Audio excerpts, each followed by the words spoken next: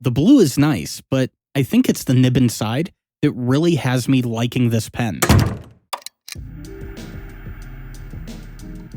I had to double check while writing this script, but in the 6 years of doing this, I've never actually looked at a Franklin Christoph pen. I've wanted to, but it's something I've never gotten around to. Thanks to Phil from BYOB and Philosophical, I'm finally able to. I'm gonna be honest though, the biggest reason I'm looking forward to this pen is the nib. I've always wanted to try a SIG, and now I have a chance. So let's get started. I'm not sure about the main packaging for a Franklin Christoph pen, as I've only seen them secondhand. But from the website, you do get 2 cartridges, a converter, and one of these zippered pen pouches with your purchase. With a market price for a Model 66 with SIG starting at $205, that's a pretty good value, considering the craftsmanship involved. It's often overlooked, but it is a common occurrence for me to only need a single pen holder, and for a pen to come with one is a nice touch that I like to see. Speaking of that pouch, the inner lining is very soft. If I didn't have to send this back to Phil, I would have no problem using this with some of my other pens on a daily basis. Putting the pen case aside brings us to the pen. The only way I can look at this one is as a travel desk pen. It is a long one for sure, and I really do like the blue colorway that was chosen on this pen. Now, there is one feature though, and it's the way that it's done that is a nice fit to the Model 66. You can see here where Franklin Christoph is blind engraved into the body. It's flat. This helps keep the pen in one spot on your desk instead of having to worry about a pen hitting the floor nib first. I had that happen on a Visconti once. I just set it down to get a quick drink while I was writing, and, well, it was a bad time. With this flat spot though, you don't have to worry about that happening with your pen. Another nice manufacturing touch is the placement of the threads as we uncap the pen. By putting the block threads forward like this, you are given a tighter seal when capped and a smooth uncapping experience.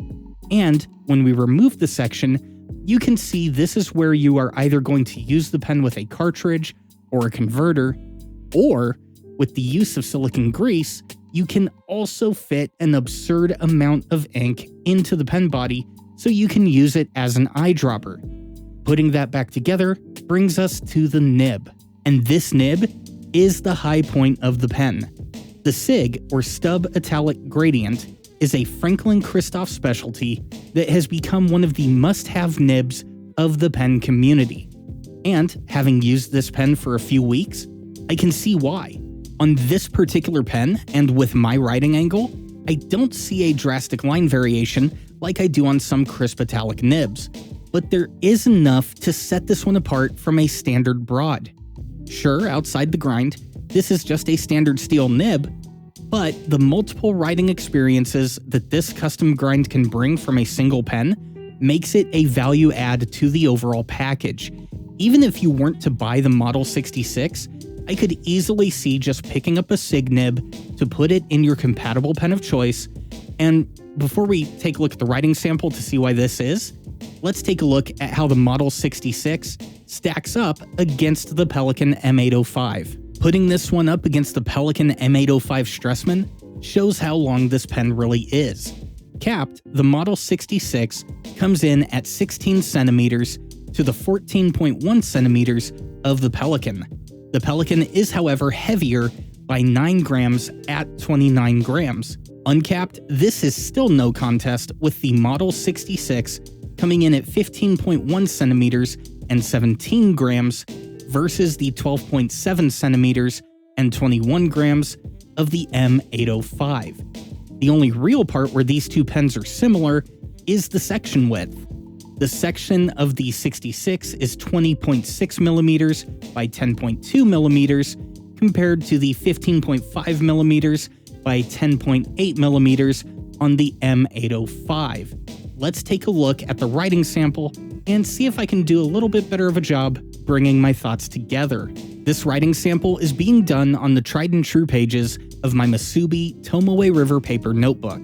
The ink we're using is also my ink of choice, Pilot Iroshizuku Shoro. This ink feels like a perfect match for this nib. I've never actually written with a SIG nib until now, and while I have heard from people who have both Rouse and post-Rouse SIG nibs, I'm glad I got to try the original first. This nib is butter. Each stroke is gliding across the page, and this nib is really forgiving with my ever-changing writing angle. The feed is also pairing nicely with this pen, supplying plenty of ink to keep this broad nib happy from start to finish. And for a steel nib, the smooth feel is more reminiscent of the gold nibs on my Pelicans. The only part about the writing experience that is close to being a negative is the length of the pen. I'm not much of a desk pen person, and the length of this pen definitely puts it in that territory. The balance is still good though, so I'm not feeling any nib heaviness, but I have accidentally hit my coffee cup a time or two with the back of this pen, much like I did when I was test writing with the Platinum Desk Pen. Overall, I think the combination for me would be a SIG nib on one of the shorter body offerings that Franklin Christoph has, and I'll have to make my way to a pen show so I can try a few different ones out to see which one would suit my hands. And hopefully that'll happen at some point. And that does it for our look at the Franklin Christoph Model 66 with a Rouse SIG nib. If you liked that video or found it useful, then hit that like button, subscribe if you haven't, and I'll see you in the next one.